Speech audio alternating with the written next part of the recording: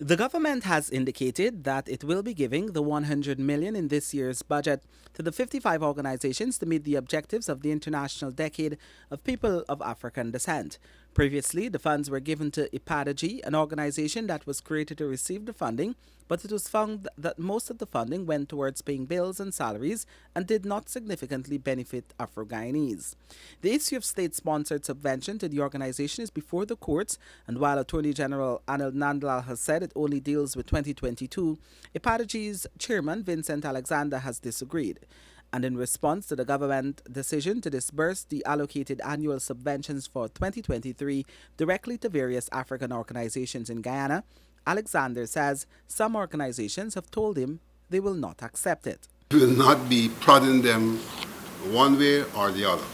We will, however, be making it clear to them that what they're being offered has nothing to do with the subvention. Nothing to do with the subvention. And the fact of the matter is that we are meeting with our organizations to give them a factual brief on the situation. And IDPADA-G as a collective will shortly be meeting at the level of its General Assembly.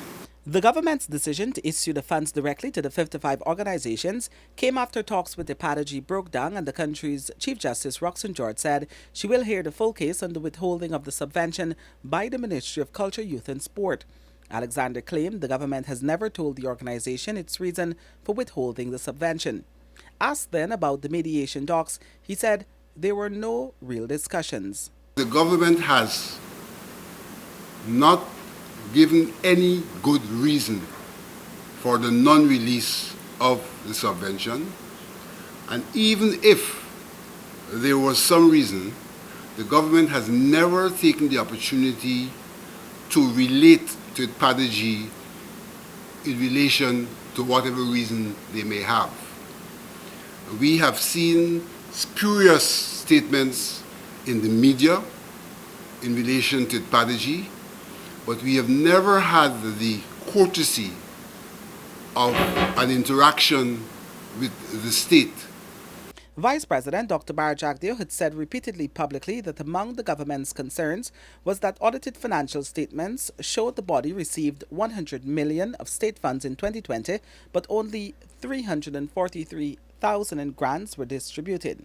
Last year, the Vice President presented IDPADA-G's financial statement for 2020, which shows that salaries and allowances amounted to $42 million, conference expenses $4.5 million, traveling and transportation $2.8 million, advertisements $2 million, office material and expenses $9 million, and building rentals and utilities $5 million. On Tuesday, Alexander reminded that the Assembly was set up through a democratic process and said it had remained efficient, transparent, and accountable with regular reporting to oversight bodies in New York.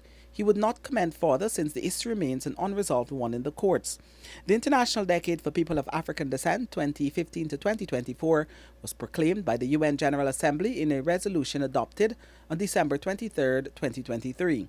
The resolution was signed in 2013 by the People's Progressive Party Civic Government.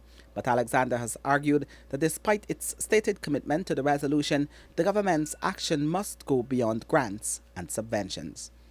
For the newsroom, Kurt Campbell.